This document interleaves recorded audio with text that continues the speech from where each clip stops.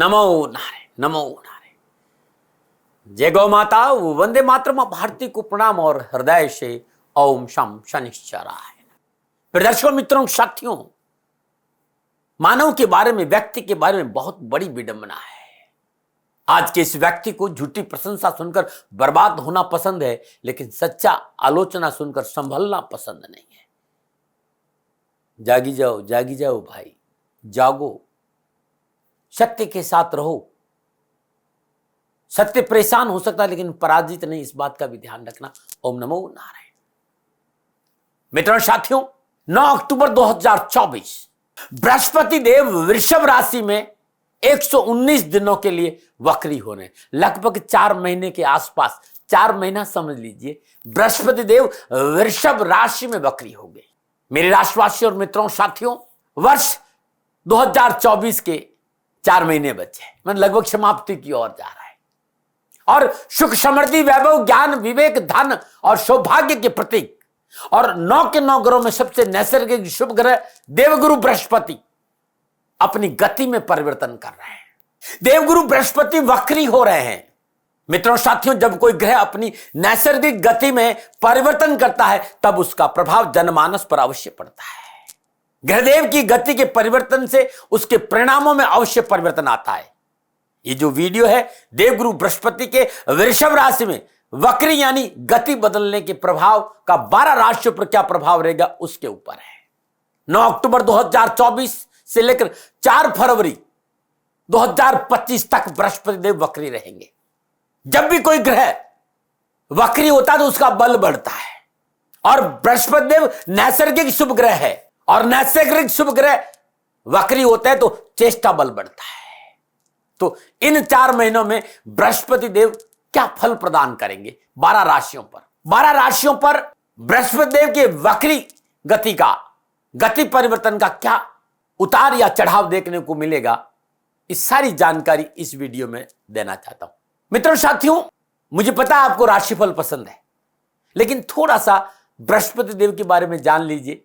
जानकर जब आप राशिफल देखेंगे ना तो आपको अधिक लाभ मिलेगा। और यदि आप नहीं जानना चाहते हैं तो आपके YouTube चैनल पर अब तो वीडियो फॉरवर्ड की पूरी व्यवस्था है, आप इसको फॉरवर्ड कर दीजिएगा और आप राशिफल सुन लीजिएगा। लेकिन जो मैं बोलने जा रहा हूं उसको सुनना बहुत जरूरी है, क्योंकि सिद्धांतों को समझ लेंगे तो चीजें समझ में आ जाएगी। मानव जीवन पर देवगुरु बृहस्पति का अपना एक प्रभाव है। जीवन के सुख, समृद्धि, स्वास्थ्य, सकारात्मकता बिना देवगुरु बृहस्पति की कृपा से संभव नहीं है। और महर्षि पाराशर बहुत जोर देकर कहते हैं कि देवगुरु बृहस्पति किसी भी जातक की जन्म कुंडली में शुभ अवस्था में लगन में विराजमान है या लगन में संचरण कर रहे हैं तो जन्म कुंडली के 1.25 लाख दोषों को दूर करते हैं। 13 अक्टूबर 2024 से 7 नवंबर के बीच में दीपावली का 5 दिवसीय पावन पर्व है। ये दोनों ही नैसर्गिक यानी शुक्रदेव और बृहस्पति देव का दृश्य संबंध बनेगा। बृहस्पति देव शक्ति के स्वरूप यानी विष्णु भगवान श्री हरि विष्णु का स्वरूप बृहस्पति देव को माना गया है, और शुक्रदेव लक्ष्मी के प्रतीक मानेंगे, तो यहां लक्ष्मी नारायण योग बनेगा। इन दोनों नैसर्गिक शुभ ग्रहों की आपस में शुभ दृष्टि की वजह से आर्थिक स्रोतों में वृद्धि होगी, धन परिवार में सुख समृद्धि रहेगी। आप जमीन खरीद सकते हैं, आप घर खरीद सकते हैं, आप प्लॉट खरीद सकते हैं, आप वाहन खरीद सकते हैं। किसी भी तरह का निवेश या विस्तार का अवसर बृहस्पति देव देते हैं। समय अच्छा माना गया है। अब आपके जन्म कुंडली में बृहस्पति देव किस भाव में वक्री हो रहे हैं उस पर मैं राशिफल में बताऊंगा, लेकिन थोड़ा सा इस समय समझिए। मित्रों, साथियों, बृहस्पति वृषभ राशि में वक्री हो रहे हैं, और वृषभ राशि में 3 नक्षत्र आ रहे हैं, कृतिका, रोहिणी और मृगशिरा। कृतिका नक्षत्र स्वामी सूर्यदेव है, रोहिणी नक्षत्र स्वामी चंद्रदेव है, और मृगशिरा नक्षत्र स्वामी मंगलदेव है। और 2 ग्रह तो विशेष रूप से बृहस्पति देव के अति मित्र है। इसलिए जो मैं कहने जा रहा हूं कि वृषभ राशि में बृहस्पति देव का वक्री होना शुभ फल प्रदान करेंगे, अशुभ नहीं, इस बात का ध्यान रखिएगा। इसीलिए हम लोगों को व्यर्थ के भ्रम से बाहर आना है। बृहस्पति देव वक्री हो रहा है, कोई भी ग्रह वक्री हो रहा है, हमेशा अशुभ फल प्रदान नहीं करता है, और यही गलती अमूमन सभी लोग कर जाते हैं। ग्रह वक्री यानी टेढ़ी चाल से चलेगा, यानी हमारा नुकसान होगा, ऐसा होता नहीं है साथियों। ये मेरा अनुभव है, इसलिए मैंने कहा थोड़ी देर में बोलना चाहता हूं, और मेरे विचारों को सुनकर आप राशिफल देखेंगे तो आपको अच्छा लगेगा। मैंने विद्वानों से सुना है, और ऋषि पाराशर जी ने भी अच्छा संदेश दिया कि शुभ ग्रह जब भी, नैसर्गिक शुभ ग्रह जब भी वक्री होगा, उसकी शक्ति उस उच्च के ग्रह के समान हो जाएगी। जब उच्च ग्रह अच्छा फल प्रदान करते हैं तो वक्री ग्रह से क्यों डरना चाह रहे हो भाई आप? वक्री ग्रह, जब ग्रह वक्री होता तो एक घर पीछे का फल भी देता है, यानी वो अपने यानी पीछे से आ रहा है वो, तो जो हमारी पेंडिंग कर्म है वो दिखाता है। तो उस घर से संबंधित पेंडिंग कर्मों को हमें पूरा करना पड़ेगा, तभी हमको लाभ मिलेगा। यदि हमारी जन्म कुंडली में बृहस्पति देव अनुकूल है तो हमारे जीवन की गाड़ी सुगमतापूर्वक अपनों के साथ आगे बढ़ जाएगी। भारतीय ज्योतिष में बृहस्पति देव को 9 के 9 ग्रहों में से शुभ ग्रह माना है। शास्त्रों में बृहस्पति देव संयमशील धर्म के कारक माने गए। प्राय सभी ज्योतिष ग्रहों में बृहस्पति देव को साधुवर्ती, आध्यात्मिकता, दिव्यता, ब्रह्म विद्या से संबंध माना है। और वैदिक ज्योतिष में बृहस्पति को आकाश तत्व को माना है। बृहस्पति का विशेष गुण है विशालता, विकास, कर्म, धर्म, दर्शन, ज्ञान, समृद्धि, इसके कारक बृहस्पति देव है। बृहस्पति देव अनुकूल है तो सात्विक गुणों का विकास होगा, समाज में मान प्रतिष्ठा पदों की प्राप्ति होगी। बृहस्पति देव एक राशि में 12 से 13 महीना रहते हैं। ये 1 से 12, 13 महीने का एक राशि में संचरण है। किसी भी जातक के जीवन में होने वाले शुभ कार्यों के लिए बृहस्पति देव का काफी अनुकूल माना गया है। और यदि जातक की जन्मकुंडली में निजगत कर्मों की वजह से बृहस्पति देव अनुकूल नहीं तो शुभ कार्य नहीं होते। साथी, 2 राशियां हैं, धनु और मीन। धन राशि अग्नि तत्व राशि और मीन राशि जल तत्व राशि है। अग्नि और जल तत्व राशियों के स्वामी है बृहस्पति देव, और जल तत्व राशि कर्क में बृहस्पति देव ऊंच के होते हैं, जबकि शनिदेव मकर राशि में, शनिदेव जो मकर राशि है उसमें बृहस्पति देव को नीच माना गया है। लाल किताब कहते हैं कि बृहस्पति देव को ब्रह्मांड और मानव के अंदर बाहर भीतर हवा का कारक माना है, यानी प्राणवायु, जीवन शक्ति का कारण माना है बृहस्पति देव। बृहस्पति देव अज्ञान के पथ से मानव को हटाकर जीवन की पूर्णता की ओर ले जाने के लिए प्रेरित करते हैं। यदि लगन में बृहस्पति देव बड़ा शुभ माना गया है और व्यक्ति को वैभव और सुख की, समृद्धि की प्राप्ति होती। और लगन में बृहस्पति देव है और प्रतिकूल अवस्था में है तो मेरा विश्वास करिएगा उस व्यक्ति के अंदर प्रतिकूल अवस्था में भी कुछ न कुछ चमत्कारी गुण जरूर होगा। सूर्यदेव, चंद्रदेव, मंगलदेव बृहस्पति देव के मित्र है। काल पुरुष की कुंडली के अनुसार बृहस्पति देव 9वें और 12वें भाव में स्वग्रही होते हैं। बृहस्पति देव अध्यात्म, शिक्षा और कार्यों के कारक है। जिस जातक की जन्म कुंडली में बृहस्पति देव अनुकूल नहीं है, सांस से संबंधित तकलीफ देखी गई है, दमा, मतलब कि वेदर चेंजिंग में श्वास संबंधी प्रॉब्लम आएगी। और यदि बृहस्पति देव 6ठे भाव में है आपके, तो आपके पिता को सांस की तकलीफ होगी, दमा की शिकायत हो सकती है। वे लोग जो शिक्षा संबंधी क्षेत्र में कुछ परिवर्तन करना चाहते, उनके लिए क्या संदेश दे रहा है बृहस्पति देव 9 अक्टूबर 2024 से? क्या नया व्यापार शुरू होगा या प्रमोशन मिलेगा? क्या राजनीतिक वर्चस्व और राजनीति में सफलता मिलेगी या सामाजिक सेवाओं का अवसर मिलेगा? क्या घर में बरकत होगी? 9 अक्टूबर 2024 से लेकर 4 फरवरी तक बृहस्पति देव वक्री है, कैसा रहेगा? क्या परिवार के सदस्य एक साथ बैठ पाएंगे? क्या शादी विवाह के मसले हल होंगे? क्या अविवाहितों का विवाह होगा या घर में आएगा पैसा? क्या संतान को सफलता मिलेगी? ये सारी बातें देवाधिदेव बृहस्पति देव के क्षेत्र में आती है। अब हमको और आपको झांकना होगा अपने भीतर में कि हम कहां खड़े। या देवगुरु बृहस्पति लक्ष्य प्राप्ति में सहायक सिद्ध होंगे या फिर आएगी बाधा। मित्रों, साथियों, राशिफल पे आना चाहता हूं, लेकिन मैं चाहता हूं कि एक जानकारी आपको और मिल जाए कि वक्री है क्या। मित्रों, साथियों, हर ग्रह की अपनी एक सीधी चाल है जिसे मार्गी कहते हैं।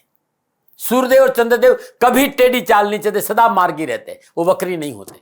राहुदेव और केतुदेव सदा वक्री अवस्था में संचरण कर रहे हैं, लेकिन बुधदेव, मंगलदेव, बृहस्पतिदेव, शुक्रदेव और शनिदेव वक्री भी होते हैं और मार्गी भी होते हैं, दोनों अवस्था में संचरण करते हैं। प्रत्येक साल में कोई भी ग्रह से, सूर्य से कोई भी ग्रह अपनी रिलेटिव डिस्टेंस और एंगुलर डिस्टेंस के कारण जब कोई ग्रह सूर्य देव के एक निश्चित डिग्री पर से दूर चला जाता है तो पृथ्वी से हमें पीछे आता हुआ दिखाई देता, वो ग्रह। एक्चुअल में भचक्र में, सौर मंडल में कोई भी ग्रह पीछे नहीं जा रहा है, लेकिन रिलेटिव मोशन के कारण वो हमें पीछे जाता दिखाई देता है। हम सभी लोग यात्रा करते हैं और हम सभी लोगों ने यात्रा में कई बार देखा होगा कि जिस ट्रेन में हम बैठे हैं और दूसरी ट्रेन स्लो स्पीड में हो रही हो तो हमें वो पीछे जाते हुए दिखती, ऐसा लगता है। हालांकि वो आगे नहीं जा रही, लेकिन हमारी गति के कारण हमें ऐसा फील होता है। हाँ, इतना जरूर है कि जब कोई ग्रह वक्री अवस्था में होता है तो उसका चेष्टा बल बढ़ जाता है। चेष्टा बल का मतलब होता है एफर्ट, मैंने आपको जो कुछ भी मिलेगा मेहनत, परिश्रम, संघर्ष से मिलेगा। मेहनत करनी पड़ेगी, एफर्ट करना पड़ेगा, और जब आप मेहनत और एफर्ट करेंगे तो वो ग्रह देवता आपको पूर्ण परिणाम प्राप्त कराएगा। वे और विद्वानों को सदा मत रहा है कि जब भी कोई ग्रह वक्री होता उसे समझना बहुत जरूरी, क्योंकि ग्रह वक्री होकर पीछे जा रहा है, वो आपसे कुछ कहना चाह रहा है, कुछ संकेत दे रहा है, वो आपके ऋणानुबंध दिखा रहा है, यानी पिछले जन्म का इस ग्रह से संबंध कोई काम पेंडिंग है या पिछले सालों का कोई पेंडिंग ऋण है, उसे आपको इस समय पूरा करना है। इन 4 महीनों में बहुत से काम, बृहस्पति से संबंधित काम आपके सामने आएंगे जो पीछे आपने छोड़ दिए। कुछ काम शुभ भी हो सकते हैं, कुछ परेशानी वाले। बस आपको ये देखना है कि हैंडल कैसे करना है। अपने आप को व्यवस्थित कीजिए। बृहस्पति धर्म के कारक है, नैसर्गिक शुभ ग्रह है। वक्री अवस्था में डरने की जरूरत नहीं है। इस समय आपको नैतिकता का दामन पकड़ना चाहिए। जीवन में पवित्रता और परिशुद्धता रखनी चाहिए। पुण्य और धर्म का दामन पकड़िए। सेवा पे ध्यान दीजिए। गरीब की मदद करिएगा। अपने शिक्षकों और अपने गुरुजनों को आदर करिएगा। और यदि आप अध्यात्म मार्ग पर सदगुरु की शरणागत रहिएगा। व्यर्थ के आवरण से बाहर आकर पुण्य और सेवा और धर्म की डगर पर चलेंगे तो बृहस्पति देव आपको सुफल प्रदान करेंगे। 4 महीना बहुत लंबे होते हैं साथियों, और 4 महीनों के लिए बृहस्पति देव वक्री होंगे। इस समय जिस भाव में आप में संचरण कर रहे हैं उससे एक घर पीछे का फल भी बृहस्पति देव देंगे। इस बात का ध्यान रखिएगा। ये बृहस्पति देव के बारे में मेरी कुछ जानकारी आपके लिए थी। अब मैं बृहस्पति देव का वक्री होने का 12 राशियों को पर क्या प्रभाव पड़ेगा इस विषय पर आ रहा हूं। बृहस्पति देव 9 अक्टूबर 2024 को वक्री होंगे और 4 फरवरी 2025 तक वक्री रहेंगे। 12 राशियों पर इसका क्या प्रभाव रहेगा। और ये जो राशिफल है ना, ये व्यक्तिगत नहीं है, ये जनरल राशिफल। और राशिफल चंद्र राशि नाम राशि पर आधारित है। राशिफल में मैंने लगन का ध्यान रखा। ये मेष लगन और मेष राशि दोनों के लिए, लेकिन मैं पुनः कहूंगा कि ये जनरल प्रोडक्शन है। आप ये जानना चाहते हैं कि ये 4 महीने बृहस्पति देव आपके लिए क्या फल प्रदान करेंगे, तो नीचे नंबर आ रहा है, उन नंबरों पर संपर्क करके आप जानकारी हासिल कर सकते हैं। मित्रों साथियों, लेकिन मैं सभी लोगों से एक बात कहना चाहता हूं। आप चाहते हैं कि बृहस्पति देव आपको अनुकूल फल प्रदान करें, हर रोज तुलसी मैया को जल जरूर दें। हर रोज विष्णु अष्टोत्तर नामावली का पाठ करें और ओम नमो भगवती वासुदेवाय नमः इस मंत्र का जाप जरूर करें। ये सबके लिए, ये 12 के 12 राशियों के लिए उपाय है। और एक बात और कहना चाहता हूं, मैं वैसे राशि वाइज जरूर बताऊंगा, लेकिन मैं यहां बता देता हूं कि 12 मुखी रुद्राक्ष 4 दाने और गौरी शंकर रुद्राक्ष 1 दाना गले में धारण करेंगे। बृहस्पति देव की कृपा से आपके सारे काम बनेंगे और आपकी परेशानी का निवारण हो जाएगा। नमन नारायण। सबसे पहले भवचक्र की पहली राशि यानी मेष राशि की बात करूंगा। मेष राशि वालों के लिए बृहस्पति देव 9वें और 12वें भाव के स्वामी होकर दूसरे भाव वृषभ राशि में विराजमान है। दूसरा भाव धन का भाव है, कुटुंब का भाव है, परिवार का भाव है, खान पान का भाव है, वाणी का भाव है। दूसरे भाव में विराजमान बृहस्पति देव की पंचम दृष्टि 6ठे भाव कन्या राशि, सप्तम दृष्टि 8म भाव वृश्चिक राशि और 9वीं दृष्टि 10म भाव मकर राशि। यानी पंचम भाव प्रभावित होगा, 8म भाव एक्टिव होगा और 10म भाव एक्टिव होगा। 9 अक्टूबर 2024 से 4 फरवरी 2025 बृहस्पति देव वक्री अवस्था में वृषभ राशि दूसरे भाव 119 दिन तक संचरण करेंगे। मेष राशि वालों के लिए बृहस्पति देव 12वें और भाग्य स्थान के स्वामी होकर लाभ भाव यानी वृषभ राशि में संचरण करें। धन भाव, ध्यान रखिएगा, धन भाव है ये। मेष राशि वालों के लिए बृहस्पति देव 12वें और भाग्य स्थान के स्वामी होकर धन भाव दूसरे भाव वृषभ राशि में संचरण करेंगे। अब दूसरा भाव आर्थिक भाव है। इस भाव में बृहस्पति देव का संचरण आर्थिक पक्ष में सुधरता देगा। रुके हुए काम बनेंगे। पिछले कई दिनों से जिन कार्यों में अनावश्यक बाधाएं आ रही उससे छुटकारा मिलेगा। इस समय अकस्मात लाभदायक अप्रोच की प्राप्ति होगी, क्योंकि यहां विराजमान बृहस्पति अपनी पंचम दशा से 6ठा भाव देख रहे हैं और 6ठा भाव जॉब का है, कैरियर का है। सप्तम दशा 8म भाव देख रहे हैं, यानी सडन लाभ है, अकस्मात काम बनेंगे। और 9वीं दशा कर्म स्थान देख रहे हैं, तो कैरियर, कामकाज, कारोबार, नौकरी हर जगह सफलता लाभ का संकेत है। कार्यस्थल पर वर्चस्व बढ़ेगा, कार्य की गुणवत्ता बढ़ेगी और कार्यस्थल पर आपकी कार्यशैली की वजह से उच्च अधिकारी और सहकर्मियों का पूर्ण सहयोग भी मिलेगा। मेष राशि वालों के लिए ये समय लाभ और सफलता का संकेत है। ये जो समय है ना, आपका कारोबार, आपका कैरियर, आर्थिक अच्छा रहेगा, लेकिन याद रखिएगा अकस्मात खर्चे भी बढ़ेंगे जो आपने कभी नहीं सोचे। ऐसे खर्चे हो सकते हैं। कई दिनों से जमा किया धन भी आप कहीं खर्च कर सकते हैं। इस मामले में थोड़ा सा अपनों की सलाह जरूरी। मेरा मानना है कि बृहस्पति देव आपको उत्तम फल देंगे, लेकिन अपनों की सलाह से काम करेंगे तो अच्छा रहेगा। ये मोटा मैं आपको समझा रहा हूं। और अब मैं विस्तार से बात करूंगा और सबसे पहले बात करूंगा मेरे राष्ट्र के युवा और विद्यार्थियों के लिए। युवा और विद्यार्थियों के लिए मेष राशि के आप युवा और विद्यार्थी, तो ये समय पूर्णता सफलता से भरा हुआ है। कैरियर हो, चाहे एजुकेशन, कामकाज हो, कारोबार, अनावश्यक तनाव, पीड़ा, कष्ट से छुटकारा मिलेगा। और परिवार, शिक्षा के क्षेत्र में, कैरियर के क्षेत्र में, नौकरी के क्षेत्र में, कामकाज के क्षेत्र में परिवार आपको आर्थिक सहयोग देगा। प्रतियोगिता और परीक्षा में आप सफल होंगे।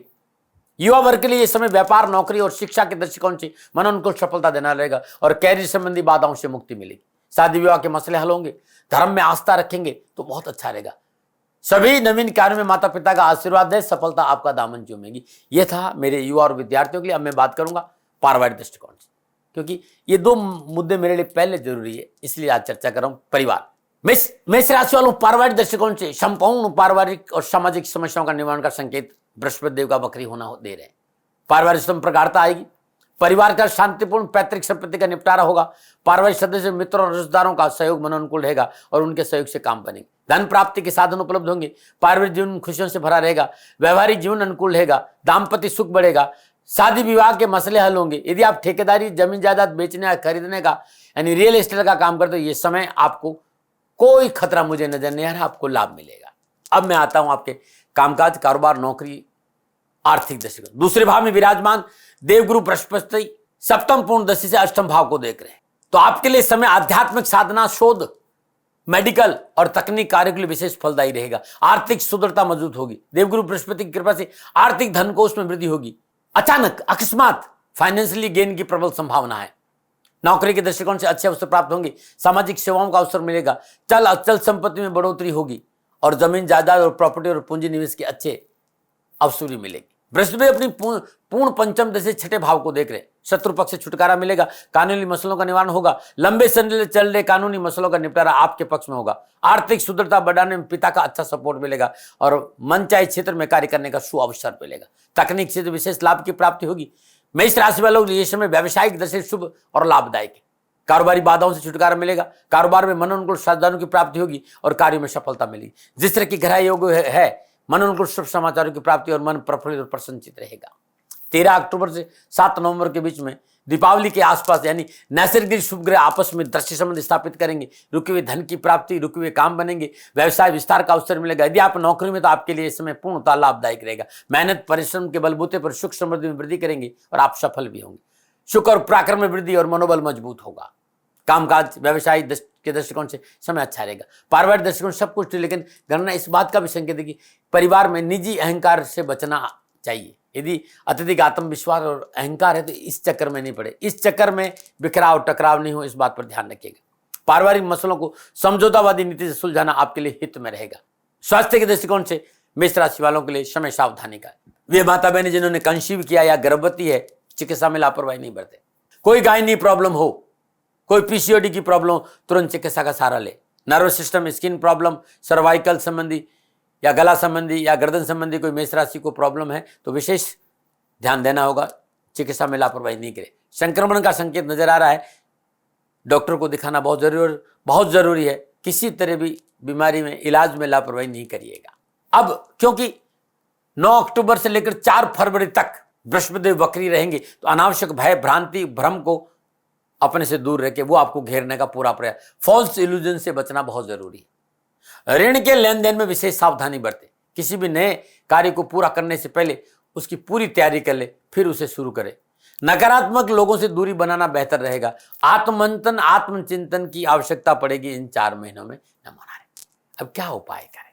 मेष राशि वालों, हर रोज प्रातःकाल नित्य कर्म जो स्नान उपरांत ब्रह्म मुहूर्त में यानी 3:30 से 5:30 के बीच में सर्वप्रथम हनुमान जी की श्री चरण में शुद्ध देसी घी का दीपक जलाए और श्रद्धापूर्वक पंचोपचार पूजन करें। धूप दीप नैवेद्य पुष्प और अक्षत अर्पित करें और बैठकर, मैं ब्रह्म मुहूर्त की बात कर रहा हूं, शुद्ध आसन पर बैठकर सुंदरकांड, हनुमान अष्टक या हनुमान चालीसा का पाठ करिए। तत्पश्चात पक्षियों को दाना डालें। आपके घर में यदि अंगुश प्रणाम पारद शिवलिंग है तो हर रोज पूजन करिए। पूजा के बाद चींटियों को शक्कर मिला आटा डालिए और गुरुवार दिन गाय को गुड़ और केले का दान आप करेंगे, भोजन कराएंगे, गुड़ और केला गाय को खिलाएंगे तो आपके लिए उत्तम रहेगा।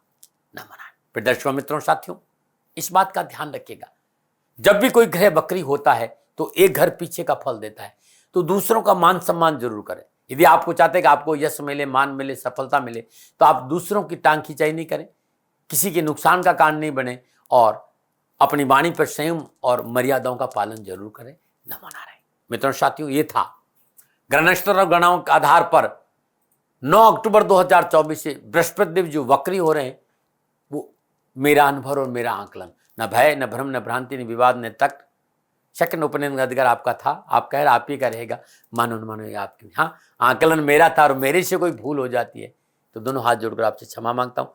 आप सुखी रहे, आप स्वस्थ रहे, समृद्धिशील रहे, शनिदेव के चरणों में मेरी प्रार्थना। नमो नारायण। राजस्थान का हर व्यक्ति जानता है कि दाती महाराज गायों से बहुत प्यार करते हैं, बेटियों से बहुत प्यार करते हैं। हजारों सैकड़ों बेटियों के लिए, जीवन के लिए मैंने अपना संपूर्ण जीवन दिया है और ये मेरा शौक था, मेरी राष्ट्र की धरोहर थी और ये करना मेरा कर्तव्य और कर्म था। मैं आपको किसी वजह से नहीं सुना रहा हूं, बस खाली बता रहा हूं कि ये मेरा जीवन का लक्ष्य रहा है।